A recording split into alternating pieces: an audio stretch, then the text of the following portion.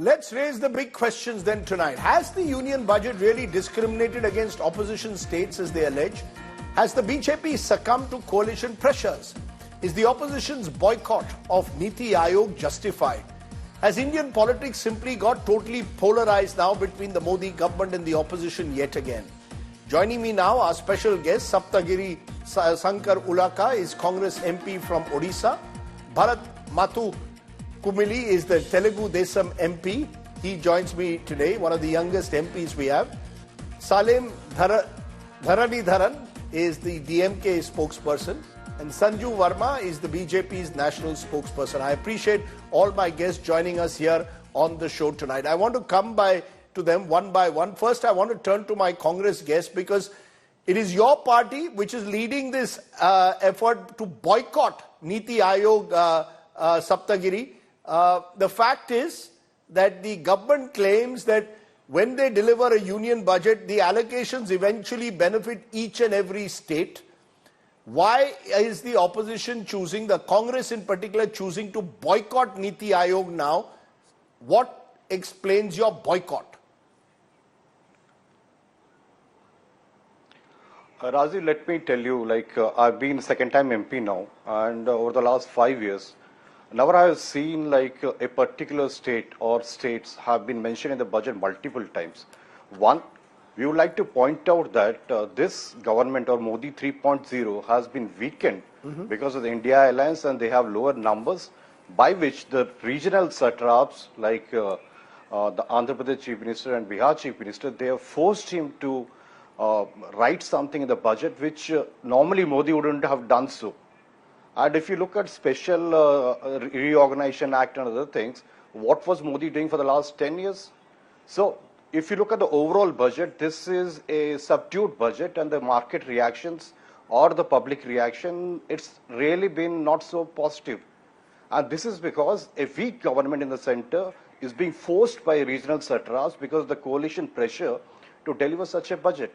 And our problem is not because they have given this to Bihar, this to Andhra Pradesh, but because they have been forced by these regional satraps to deliver a budget which is not in the larger interest of the country.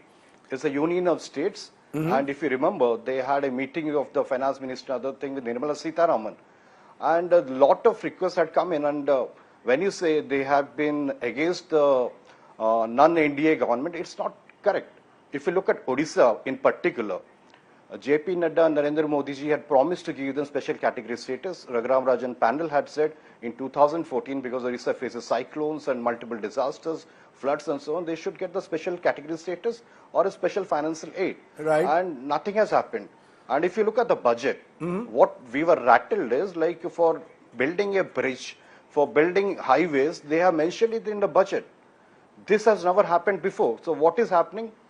Two persons, they're pressurizing the government into delivering a budget which is not in the larger interest of the country. You made that point. That's why people from Kerala are unhappy. You made the point, you're claiming that these two states have got, according to you, extra disproportionate benefits out of the budget. Let me take that to Sanju Verma. I'll also come to my other guests and I'll look at figures when the UPA was in power as well. But Sanju Verma respond, because the fact is, and this is the headline across all papers today, that basically Andhra Pradesh and Bihar have bought their support, or the government of Narendra Modi ji is being accused by the opposition of bribing Andhra Pradesh and Bihar's chief ministers for their support by giving them these undue allocations. Your quick response, ma'am. You know, Rajdeep, first and foremost, let me tell your audience that today there are 11 states which have the privilege of being classified as special category states, which are Assam, Nagaland, Himachal Pradesh, Manipur, Meghalaya, Sikkim, Tripura, Arunachal Pradesh, Mizoram, and Telangana has also been added to the list. Is the BJP in power in Telangana? No. Is the BJP in power in Himachal Pradesh? No. So to say that the Narendra Modi government is giving stepfatherly or stepmotherly treatment to non-BJP ruled states, that's a whole lot of balderdash. But I will tell you something very interesting. I did some homework, and very quickly, I want to tell the Congress spokesperson this. The DMK and the Congress have been allies both at the state level in Tamil Nadu and for the longest time in the center.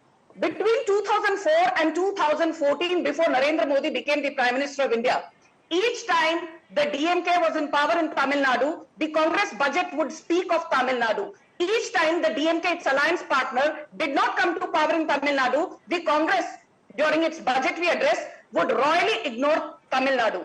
And between 2004 and 2012, West Bengal was always mentioned by the then, finance ministers, be it Pranab Mukherjee or be it P. Chidambaram.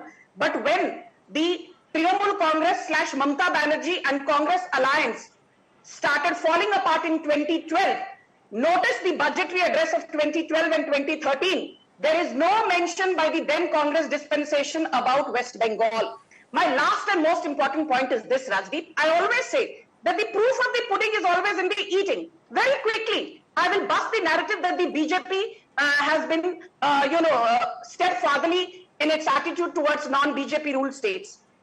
It was in 2002 that Atal Bihari Vajpayee, he laid the foundation of the Chenab Bridge. Congress did nothing for the longest times. It was finally inaugurated in 2022 by Narendra Modi. Then let's talk about the Dhola Sadia Bridge. It was inaugurated by the Congress government in terms of laying foundation stone in 2011 and then work was stopped. It was the BJP and Narendra Modi-led government which completed the Dhola Sadia Bridge in 2017. Then let's talk about the Bogeybill Bridge, started by Atal Bihari Vajpayee in 2002. For the longest time that the Congress was in power, it did nothing. The Bogeybill Bridge was again completed by Narendra Modi government in 2018. But the biggest example which shows the hatred of Congress dispensations for anything to do with BJP is Gujarat. In the last 10 years that the Congress was in power under Manmohan Singh and Sonia Gandhi, Gujarat was never made a mention of even once. And my final point is this. The foundation of the Sardar Sarovar Dam was laid way back in 1960 when Nehru was the PM, 1960. The Sardar Sarovar Dam was finally completed in 2017 after 57 years. And it was thanks to the World Bank that the Sardar Sarovar Dam was completed, thanks to the conviction of Narendra Modi. Okay, you're claiming, ma'am, you're taking us back in history. I asked you about the alleged disproportionate benefits now. I'll come back to you on that, because the fact is, you're claiming that the Congress or any previous government has also engaged in similar benefits for potential allies. One of those allies is with us. Salim Dharanidharan, you're the DMK spokesperson. As Sanju Verma points out, and she's not wrong there, I look at the benefits that the DMK or Tamil Nadu acquired between 2004 and 14. The allotments and the mention of Tamil Nadu in those years was again, much like today, seen to be disproportionate. So today when you're pointing fingers at the Modi government, they will turn around that when you were in coalition, you too got the benefits. In fact, the DMK at the time was suggested that they were the ATM. They were using the center as an ATM.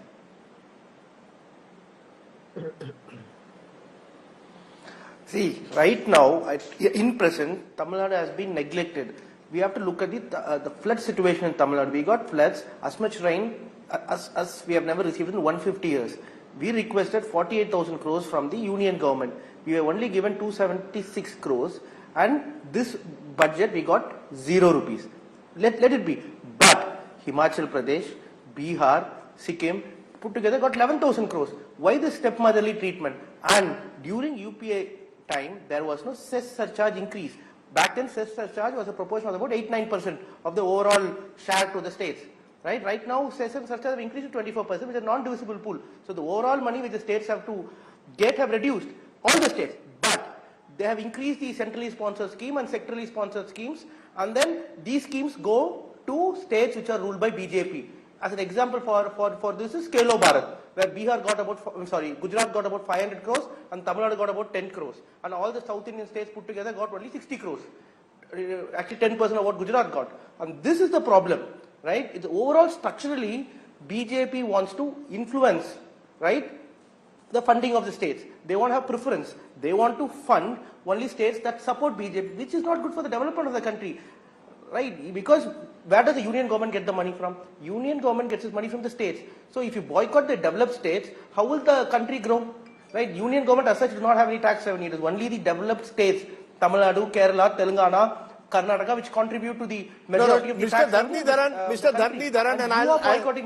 Dharni Dharan, when let's say the center allots monies, just a minute, Ms. Verma, when the center allots money, for example, for Pradhan Mantri Awas Yojana to build houses, the Prime Minister said 3 crore houses will be built.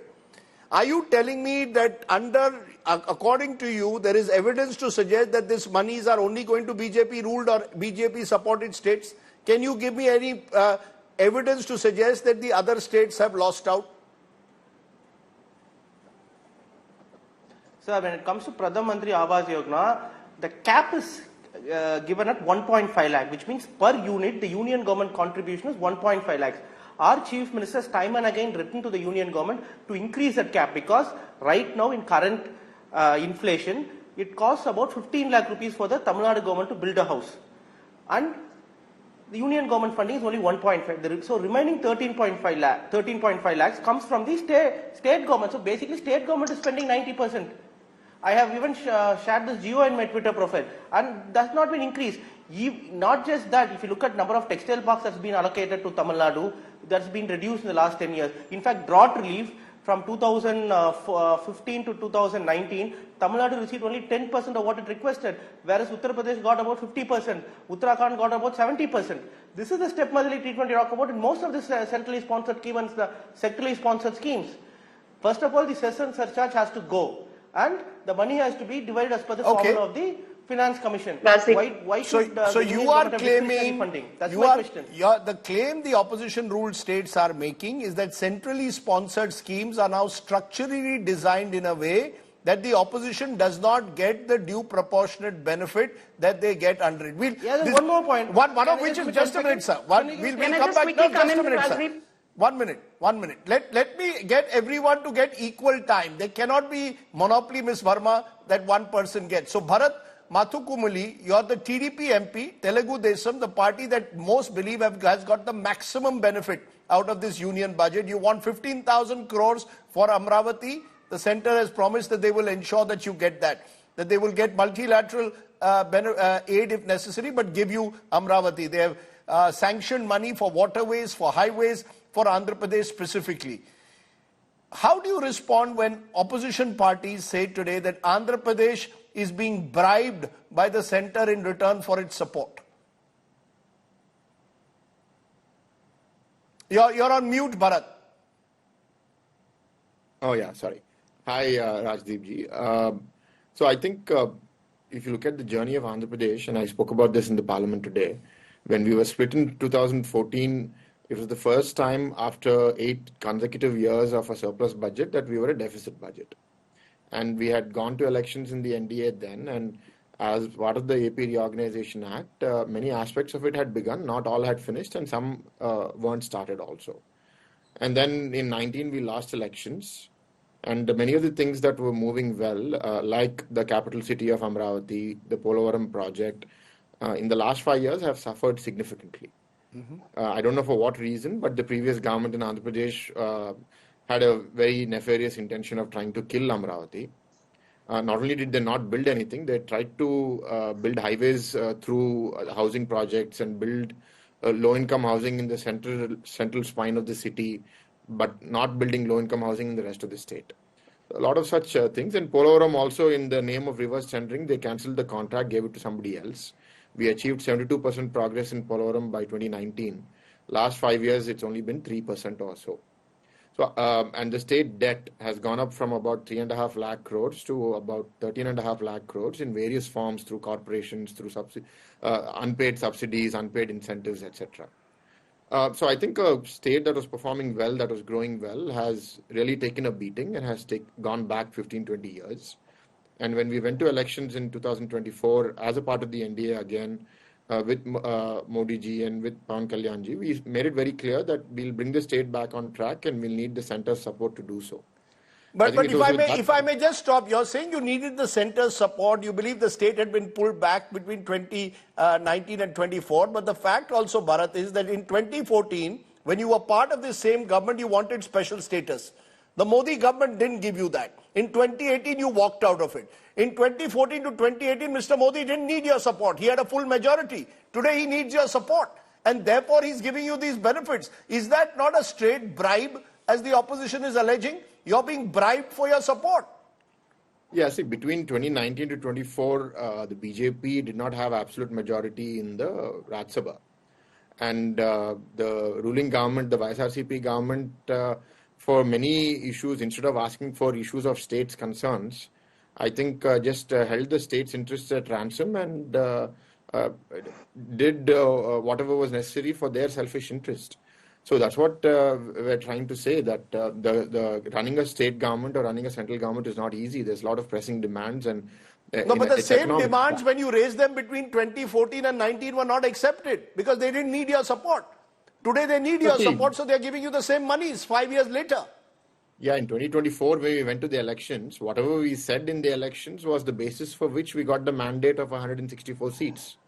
And it's our responsibility to fulfill what we said we would do. So we said we would develop Amravati, we said we would develop Polavaram, we said we would help prevent the privatization of the Vizag steel plant. And as a representative of Visakhapatnam and as a representative of our party, we have to only represent what the people care about. So you're saying this was part of your political agenda, this was part of your campaign, and the centre is fulfilling the demands that you made. I just want to put to our viewers, budget bonanza for Andhra, for example.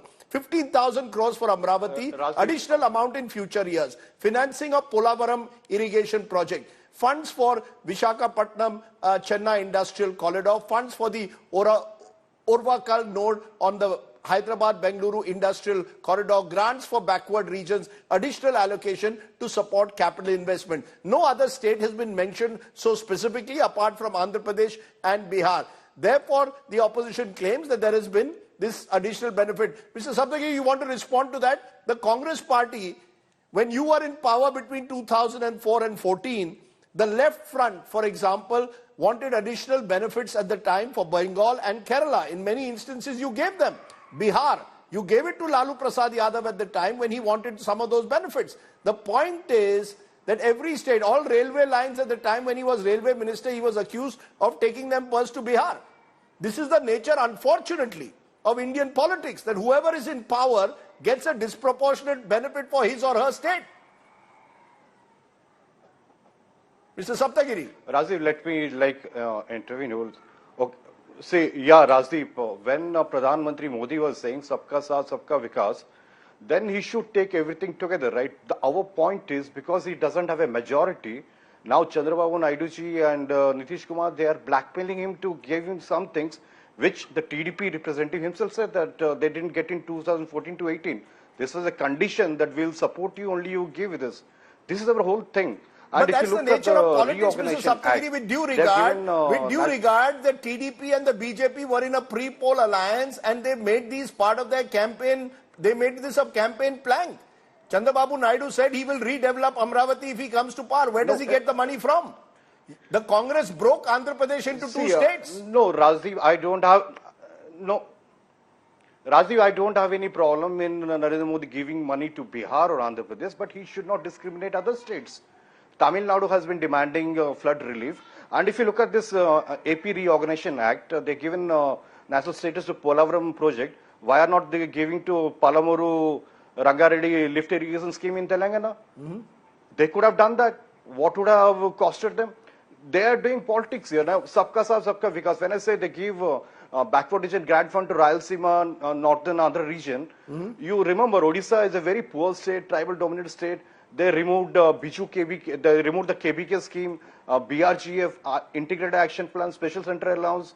Everything has been removed. So our take is not that why they are giving to Andhra or Bihar. Our only thing is that they are discriminating this and they're being forced to do this because the coalition. I take your Narendra Modi has been blackmailed by this regional satrap. Sanju Verma deserves an answer. Sabka Saath, Sabka Vikas. Bengal complains you are not giving them the Manrega funds that they are due. The Congress government in Himachal says that they wanted money on flood relief not given on time. DMK says money was wanted for flood relief not given on time. The track record, Sanju Verma, of this government doesn't seem to be cooperative federalism but discriminatory federalism. You discriminate between opposition and BJP ruled state. Narendra Modi was a chief minister. He should know better than anyone else. You mentioned for 10 years, he claimed Gujarat was discriminated against. Why should he now discriminate against opposition-ruled states, ma'am?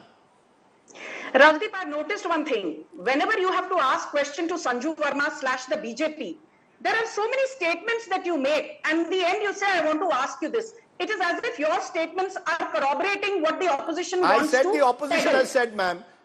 I said the opposition is claiming. You can dispute it. Please dispute the facts. Please dispute the facts. Yes. You know, I was just shaking my head when one of the panelists was speaking and you said, wait, Sanju Verma, is shaking your head not, is shaking one's head or expressing disappointment not allowed on your show?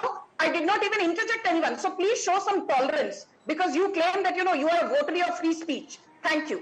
Now I will prove with data. I always say I never give presumptuous statements. You know, ki bas hawa mein kuch bol diya. I will give you data which shows that the opposition is barking up the wrong tree. First and foremost to the DMK. Very quickly. Chennai Bengaluru, Chennai Mysore, Chennai Madurai, Chennai Coimbatore, Chennai Tirunelveli. At least 5 Vande Bharat Express trains starting from Chennai. Chennai in Tamil Nadu, where the BJP currently is not in power. It is the Congress and the DMK who've been running the state. Point number 1. Now don't interrupt. Let me finish all my points, then you interject. Point number 2. Under Vijay Kelkar, he was the head of the 13th Finance Commission. He pleaded with folded hands to Manmohan Singh and Sonia Gandhi. Make the share of states in the divisible tax pool, raise it from 30.5 to at least 34 or 35%. Manmohan Singh said nothing doing, Sonia Gandhi said nothing doing. And in the last 2 finance commissions, the term which Narendra Modi has been running, the share of states in India's divisible taxable pool currently is 41%, from an average of 30.5% under Congress to 41% now means there's a 34.5% jump in the share of states in the divisible pool in the last 10 years alone. Point number 3, and this is very, very important. I will first start with Mamata Banerjee. Mamata Banerjee, when we said implement Ayushman Bharat, eta hobe na, cholbe na. We said implement PM Kisan for the sake of farmers in West Bengal. Eta cholbe na, eta hobe na. We said let's, implement Swachh Bharat Abhiyan in West Bengal. Eta hobe na, eta cholbe na. We said, when I say we, I meant the Modi government. We said let's implement Sukanya Samriddhi Yojana in West Bengal. Mamata Banerjee said eta hobe na, eta cholbe na. We said let us implement Pradhan Mantri Gram Sadak Yojana. She said eta cholbe. But I will not call it Pradhan Mantri Gram Sadak Yojana. I will call it Banglar Gram Sadak Yojana. And the most important point is this. Now your audience will be very, very appreciative of what I'm about to say. In West Bengal, please Rajdeep Sardesai's audience, listen to this. In West Bengal, where the BJP is not in power, it is Mamata Banerjee who's in power.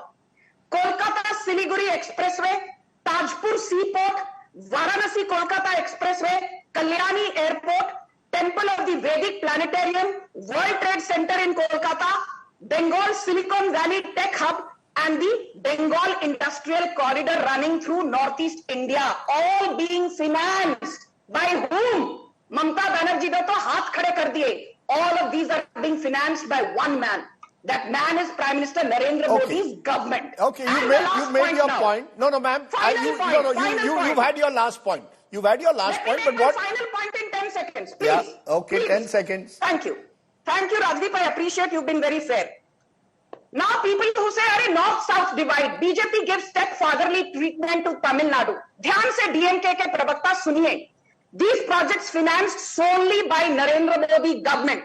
Chennai Bengaluru Expressway, either they have come to fruition or will come to fruition. Chennai Peripheral Ring Road, Nagapattinam Tuticorin Highway, Chennai Metro Phase 2, Surat Chennai Expressway, Hosur Airport, Bangalore Hosur Interstate Metro, Chittoor Thachur Expressway, DLF Town in Chennai, Chennai Bangalore Industrial Corridor, and of course Chennai Sea Bridge Project, Tamil Nadu Defence Corridor, Chennai Greenfield Airport, Chennai Mega Sports City. All being financed by Narendra Modi, not by your MK Stalin or Sonia Gandhi or Manmohan Singh. Okay, you made your point.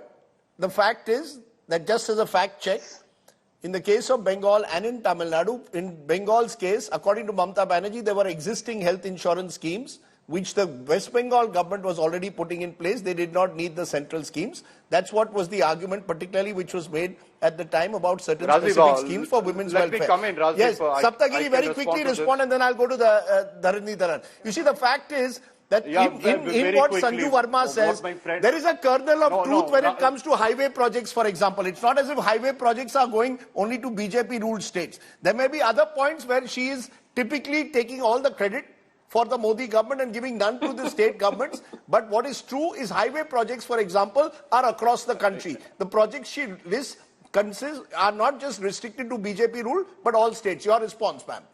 Your response, Saptagiri. Yeah. Rajdeep, like what Sanju, my friend from BJP, is saying is fine, but she also should know that what is not being done for West Bengal and Tamil Nadu. No funds announced for Malda Airport. Manrega wages yet to be disbursed. Central funds of 1.65 crores due to West Bengal have not been released or confirmed. Tamil Nadu has to go to Supreme Court against the union government to get the much needed disaster relief funds. They did not receive any fund after the cyclone Michong and various other things. So instead of going to whataboutery, what Nehru did, Indira Gandhi did and everything, she should find out what is not happening now and why can't you solve it? Okay. We are looking at a $5 trillion economy and you're talking so many big things. Mr. You solve the problems which is at hand. Okay, let Mr. Dharanidhi Dharan respond. Stop lying. Since the direct charge has been made, the list of projects cited by Ms. Verma include highway projects that go to Tamil Nadu. Why this belief that the centre, I come back to it, is discriminating? Give me a hard evidence of it. Give me a fact. She's given facts, you give me facts. Like our boss, Mr. Prime Minister and the BJP other spokesperson, she is only speaking jargons. AIMS Madurai was announced 9 years back. Still now nothing has happened. But at the same time, AIMS that was launched in BJP rule stage is complete because Tamil Nadu was made to borrow money from JICA, Japanese fund, but rest of the AIMS were funded by the union government. They can launch schemes, but where is the money? Chennai Metro Phase 2, money is not being given. Right? We have requested money for Coimbatore Metro. Money has not been given. Madurai Metro, money has not been given. As Sanjeev Verma is talking, as if the Prime Minister is giving money from his own pocket or union government has made its money somewhere and then it's giving... Don't use derogatory language for the Prime Minister. Please, Sanjeev Verma, do not intervene. Sanjeev Verma, don't interrupt me. Don't interrupt me. He's entitled to say. Don't interrupt me. Don't interrupt to speak. Don't interrupt me. Put a voice down. Go ahead. Don't interrupt me. See, it's my... If Tamil Nadu gives 1 rupee, we get 30 paise back. It's not, and remaining 70 paise is used to fund other schemes. It's not that Prime Minister is giving money from his own pocket. Let's get it very, very clear. Right? And again, you spoke about GDP. GDP between 2004 to 14 of this country increased by 4 times. Under BJP 2014 to 24, only 2.2 times. You spoke about tax revenue increase. Again, the problem with the tax revenue is the problem of this country. It's large source of funding from the tax comes from indirect taxes. Give me one specific scheme which has been blocked because you are saying centre is not giving funds to Tamil Nadu. Give me one specific scheme. Numerous schemes. AIMS Madurai, what happened? What happened to the Chennai Metro? What happened to the relief fund? What happened to the drought fund? What happened to the demand of my Chief Minister of Sengalpattu to Tambaram flyover? What happened to that? So the list goes on and on. Okay. But the whole hard fact is that the economy is heading the wrong reason. They don't give money to any states. In fact, for the first time ever, one specific spot in Bihar was mentioned as for a tourism spot. Tamil Nadu received the highest number of tourists in this country. What was given for Tamil Nadu in this budget on tourism? Nothing was mentioned for Tamil Nadu in this tourism. Foreigners come highest to Tamil Nadu. Sir, just a minute. Dharanidhi Dharan, just a minute. Sir, you made your point. I just want to tell our viewers, remember, there are 28 states and 8 union... No, sir, 1 minute. There are 28 states and 8 union territories in the country. Now, in a 1 hour, 20-minute speech, is the finance minister supposed to speak on every state is a question that has to be answered, in a more dispassionate manner. Yes, there was an excessive mention clearly of Andhra Pradesh and Bihar, and whatever Sanju Verma may give a spin to, the fact is these two states have been given a disproportionate benefit. I gave you facts. No, in the budget, ma'am, ma'am, you are talking of off-budget allocations. There's a difference between off-budget allocation. I'm talking specifically now of budget allocations. The budget allocation yesterday clearly gave a disproportionate amount to Andhra Pradesh and Bihar. You cannot deny that.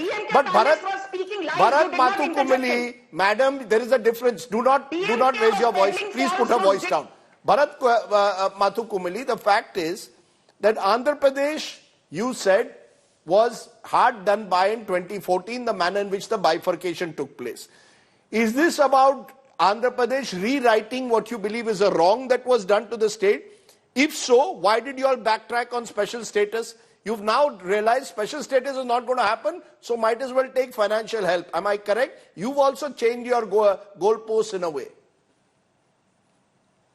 Rajiv, I think a lot of water has flown under the bridge. We've lost power. People have voted in the YSRCP on many promises that they said they would do, and they've held the state ransom. So I think what people want in Andhra Pradesh today is concrete development, not jargonism or not that we'll do this or we'll do that. They want to see progress. They want jobs. They want investment. They want to realize a capital which, for the last 5 years, it's very unfortunate that we didn't know what our capital was. And we look forward to developing all of those things. I think I'm directly in politics now for a few weeks now, but I've vicariously seen politics for the last 2 decades. I've never felt bad when some other state gets access to any funding, because I believe that strong states make strong center.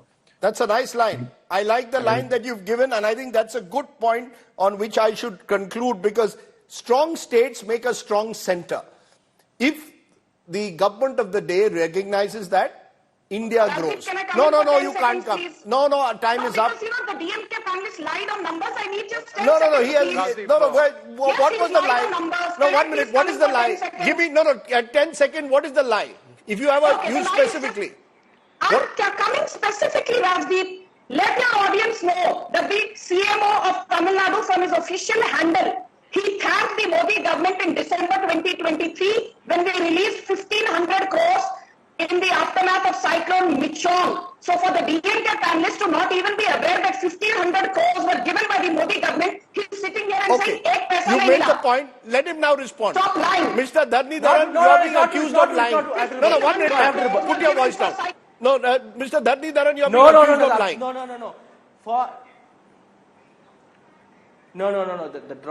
The relief fund that was given was a money that was due for all the states. That should have been paid by July itself, as per the Disaster Management Act. 450 crores was paid in June, and remaining 450 crores was pending. Listen, let me complete. Remaining 450 crores was pending, but that was given after the floods, and then the BJP spokesman started lying as if this was the money for the floods. Point 1. Point number 2, when the same similar cyclone happened in Gujarat, the Prime Minister visits the next day and gives 2,000 crores, and every deceased person were given 2 lakhs. In Tamil Nadu, nothing happened. What money we got was due irrespective of if the flood happened or not. Another important point, in the South Indian Railways budget was only 12,000 crores. But the overall railway budget was 2,62,000. That is, we are getting only 3% after contributing 45% in tax. I think these are all valid concerns. This is why maybe all of you should be at that Niti Aayog meeting raising these concerns rather than boycotting the Niti Aayog meeting. Is that the real solution? Is a big question mark. I'll leave it there. India will grow when its states will grow. All its states will grow. That really is the challenge for any government. I appreciate my guests joining us on that big debate.